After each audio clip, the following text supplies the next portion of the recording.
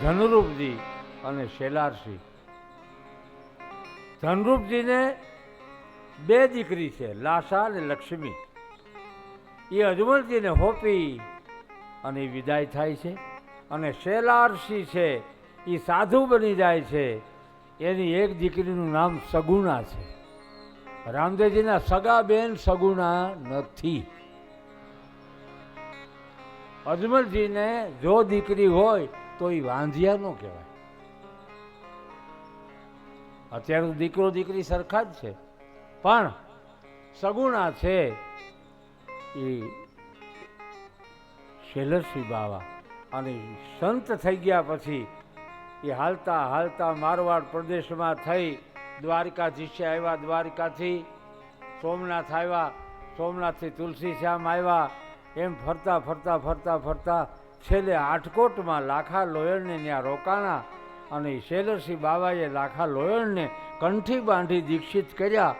એ શેલરસિંહ બાવા તુમરા વંશના સંત હતા. આ બાજુ હુંડુ કાશ્મીરથી એને મદદ મળી છે જેસલમેર મહારાજની. પોતાની એકની એક દીકરી છે, નામ એનું મીણાદે છે. અજમલ રાજા યુવાન છે અને કુશળ છે, બાહોશ છે અને ધર્મશીલ છે. અજમલજી એને ગમી ગયા છે એટલે પોતાની દીકરી મીણાદે નામની દીકરી અજમલજીની સાથે વિવાહિત કર્યા છે. અને મલ્લીનાથને કહેવામાં આવ્યું કે તમારો પોકરણનો કિલ્લો એમણે પડ્યો છે, બહુ નબળી હાલતમાં છે. એ કિલ્લો જો તમે અજમલજીને આપો તો એનું શૌર્ય જોવા જેવું છે. અને પાંડવોના ચંદ્રવંશી છે. પોકરણનો કિલ્લો મળ્યો. અજમલજીએ રાજધાની થાપી અને એવા યુવાન લડવૈયા મિજાજના યુવાનોને તૈયાર કર્યા છે. નાનું સૈન્ય તૈયાર કર્યું છે અને અંગરક્ષકો તૈયાર કર્યા છે. અને કહેવામાં આવ્યું છે, યુવાનો તમે પોકરણની આપણું જ્યાં પરગણું છે, આપણું જ્યાં રાજ છે ને, એ રાજમાં તમે કિલ્લેબંધી કરો, ત્યાં તમે રક્ષણ કરો સીમાડે. કોઈ સાધુના રૂપમાં, કોઈ ફકીરના રૂપમાં, કોઈ લીલા કપડાં પહેરીને અહીંયા આવી ન જાય અને આપણા તોવરા કુળના માણસોને મારી ન નાખે. એ તમે એની કાળજી રાખો, એનું ધ્યાન રાખો. આવો બંદોબસ્ત કર્યો. લગ્ન ગ્રંથિથી જોડાયા. માં મીણાદે કૃષ્ણ ઉપાસક છે, વૈષ્ણવ પંથી છે, પુષ્ટિ માર્ગને વરેલા છે અને પરણીને આવ્યા. હવે એને નિયમ હતું માં મીણાદેને કે સાધુ જમાડ્યા વિના કોઈ દી જમવું નહીં. હવે અહીં તો સાધુને ઘરવાનો પ્રતિબંધ છે, કોઈ બ્રાહ્મણ નહીં, કોઈ ભેખધારી નહીં. અજમલજીએ પ્રબંધ કર્યો છે, કોઈ આવો ન જોઈએ આપણી બોર્ડરમાં. મીણાદે મૂંઝાણા. લગ્ન થયા પછી 15 દિવસ અનાજનો દાણો મોઢામાં નાખ્યો નથી.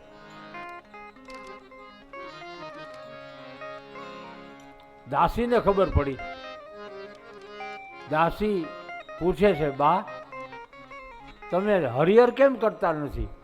તો કે મારે સાધુને જમાડ્યા વિના હું જમતી નથી, એટલે તો અમને બધા રોટલા દે છે.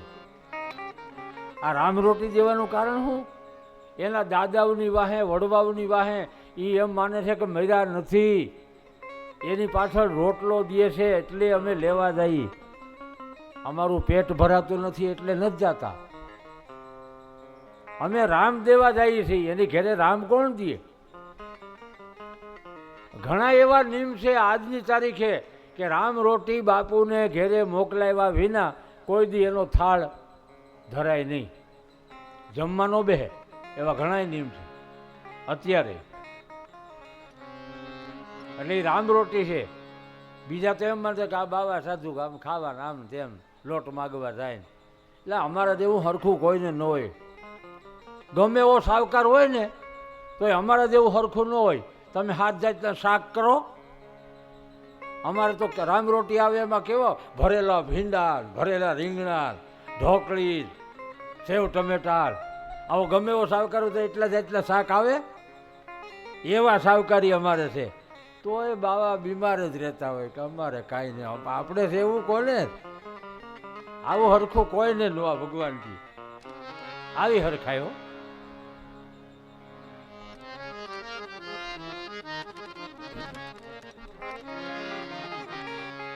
માં મીણાજી દાસીને કહે છે, બેટા મારે સાધુને જમાડાવ્યા હું જમતી નથી.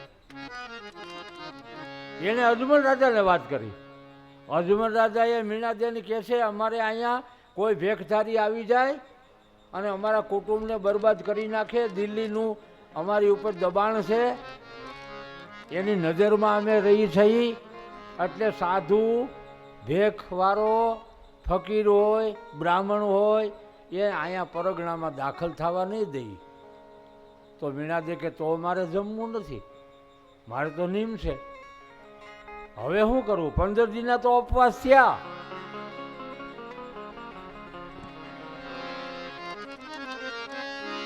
અને અજમલજીએ ઘોડે સવારી કરી અને સાધુ ગોતવા નીકળ્યા. સાધુને ગોતવા જવા પડે હો, ગોતવા નીકળ્યા.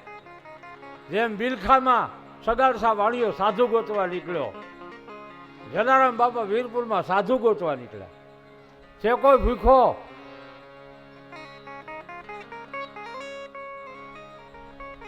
અજમલ રાજાને જોવે ત્યાં તો કોઈ ફકીર હોય કે સાધુ હોય દોડવા જ મંડે ને કે જેલમાં પૂરી દે.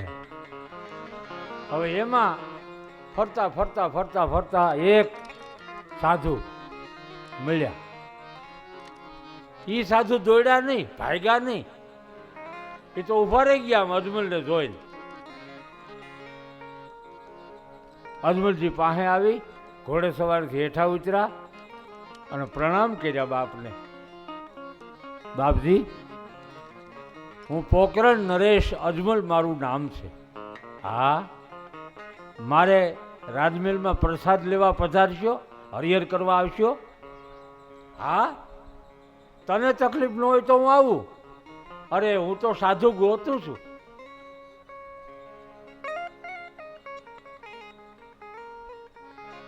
આવ્યા. અજમલજીએ બહુ સુંદર આસન આપ્યું, હરિહરની વ્યવસ્થા કરી, મીણાદે આવીને પ્રણામ કર્યા. અને પછી આ બાપુ હાંજેમાં જમવા બેઠા ને તો એ 20-20ની નવી નોટું જાણે કેમ આગળી છાપી હોય એ અમને દેતા હતા. જેમાં પછી આ રિવાજ કેવો છે તમને કહું.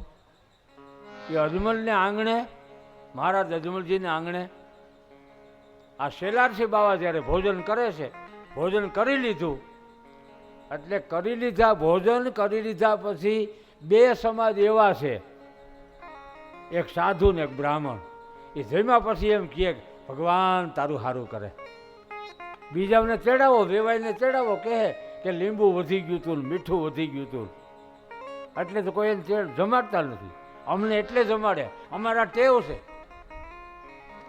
એ પછી ટેવ કઈ બીજે હોતે જ એમ નહીં, ઘરના માણસને આશીર્વાદ દઈએ કે તું એ ઘડ્યા કઈ હું બોલાવ્યા કરે, તું એ રોટલા ટીપા કર. એટલે એ આશીર્વાદ તો બધા જ દેવાય. શેલરસિંહ જમ્યા, જમીન પછી દક્ષિણા આપવાનો રિવાજ હોય. અજમલજી આમ દક્ષિણા લઈ અને સાધુને સોના મોર આપી 2-3.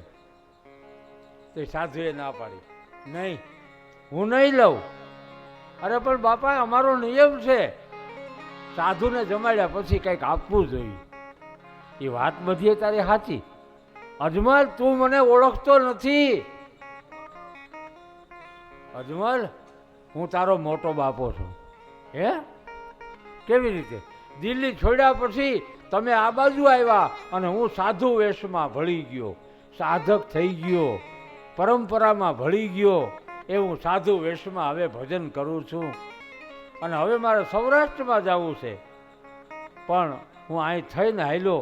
મને ખબર હતી કે તમારી રાજધાનીનું સ્થાપન થયું છે, લગ્ન થયા છે, એટલે હું આશીર્વાદ દેવા જ આવ્યો છું. હે અજમલ, તને હજી તારા ઘરની મૂળ ઘરની ખબર નથી. આ તારા ઘરમાં જે આવી ને એ અવતારી છે. હે હા, એ બે માણસ એક મત્તા રહેજો, એક મત્તા તો હરગાપુરમાં સત્તા. અજમલ આવ્યા ગયાને ટુકડો દેજો, મારા આશીર્વાદ છે. જા, આવો બે માણસ તમે પતિ પત્ની એક ભાવમાં રહેશો તો આવતો સમય એ ભગવાન દ્વારકાધીશ તમારે આંગણે આવશે. જાઓ, મારા આશીર્વાદ છે. દ્વારકાધીશ તમારે આંગણે આવશે. સગુણ હોવા, નિર્ગુણ હોવા છતાં સગુણ લીલા કરવા આવશે. અસીમ હોવા છતાં સીમામાં બંધાઈને આવશે. જો ભક્તિ કરો તો ભક્તિને વશ ભગવાન છે. આવા આશીર્વાદ મળ્યા છે અને ત્યાંથી શેલરસિંહ બાબા વિદાય લે છે.